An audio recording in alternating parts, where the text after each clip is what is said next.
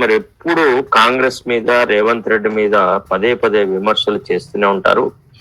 రేవంత్ రెడ్డికి రాజకీయ పరిణతి లేదని, ఆలోచన అవగాహన లేదని, వారి పరిపాలన అంతా లోపభూయిష్టంగా ఉందని వాదిస్తున్నారు. కానీ ఒక్కసారైనా కేసీఆర్ ప్రతిపక్ష నాయకుడుగా రాష్ట్ర శాసనసభకు రాని విషయము మీకు కళ్లకు కనపడట్లేదా? మీరు హస్వదృష్టి పీడితుడా? ఎందుకు ఆ విషయం మీద మీరు వ్యాఖ్యానం చెయ్యరు? ఆ విషయంలో మీ ఆలోచన సరళిని పంచుకోండి అనేటువంటి మాట మాట్లాడినాడు. కొన్ని సందర్భాల్లో నాకు అనిపిస్తుంది కేసీఆర్ గౌరవంగా తప్పుకుంటేనే బాగుంటుంది. ఎందుకంటే ఆ ప్రతిపక్ష నాయక హోదాలో ఉండి రాష్ట్ర శాసనసభకు రాకుండా, ఏ పార్టిసిపేట్ లేకుండా, ప్రభుత్వంతో వస్తున్నటువంటి అన్ని వసతులను అనుభవిస్తూ కేవలము దాన్ని ఒక సెక్యూరిటీ వలయంలాగా వాడుకునేటువంటి పద్ధతి మీ హోదాకు, మీ పద్ధతికి తగ్గట్టుగా లేదు. మీరు రాజీనామా చేస్తే ఈ ఉగాది సందర్భంలో చాలా మంచిగా ఉంటుంది. ఎందుకంటే మీరు పోరాట పటిమను కోల్పోయారు. అయిపోయి వాడు మిమ్మల్ని ప్రశ్నించడము, మీ పట్ల అసభ్యంగా అమర్యాదగా మాట్లాడడం, ఇవన్నీ అవసరం లేదు. ఏదో ఒక నిర్ణయానికి అయితే ఎప్పుడో ఒక చోట రావాలి. జీవితంలో చరమాంకము అనేది ఒకటి ఉంటది. దాని పవిత్రతను కాపాడండి. అయితే బాధ్యత గుర్తెరిగే శాసనసభ కన్నా రండి.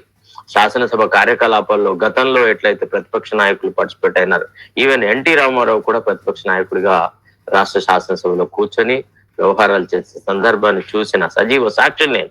కాబట్టి ఆ పనన్నా చెయ్యి. లేదా వైఎస్ రాజశేఖర రెడ్డి ఎన్నికలు సుదీర్ఘంగా ప్రతిపక్షంలో ఉండే పి జనార్దన్ రెడ్డి శాసనసభ పక్ష నాయకుడు, ప్రతిపక్ష నాయకుడుగా చాలా గొప్పగా వ్యవహారాలు చేస్తున్నారు. ఇట్లాంటి వాళ్ళు ఎవరినన్నా, మీకంటే చిన్నవాళ్ళు, మీకంటే పెద్దవాళ్ళు, మీ వయస్కులు చేసిన ఏ బాటలోనైనా నడిచి వ్యవహారాలు చేయండి, బాధ్యతగా మెలగండి. లేదంటే ఉగాదితో రామ్ రామ్ చెప్పండి, ఏం ఫరక్ పడదు.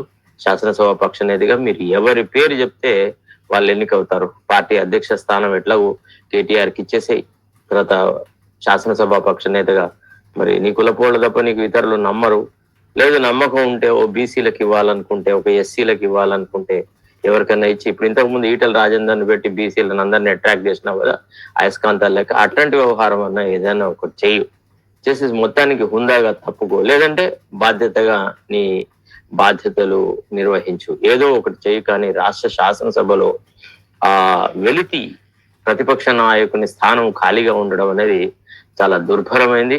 ప్రజల ఆర్తనాదాలతో కష్టపడి శ్రమజీవుల యొక్క రక్తంతో వస్తున్న పైసలు మీకు జీతభత్యాల కింద ఇస్తున్నారు. కాబట్టి అయితే బాధ్యతగా ప్రవర్తించండి, లేదంటే గౌరవంగా తప్పుకోండి.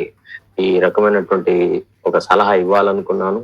ఈ కార్యక్రమాల ద్వారా దీన్ని ప్రకటిస్తా ఉన్నాను. తప్పకుండా కేసీఆర్ కి డెఫినెట్ గా ఆయన రోజు చూస్తాడంట, మనకు తెలుసు, ఇన్ఫర్మేషన్ ఉంది.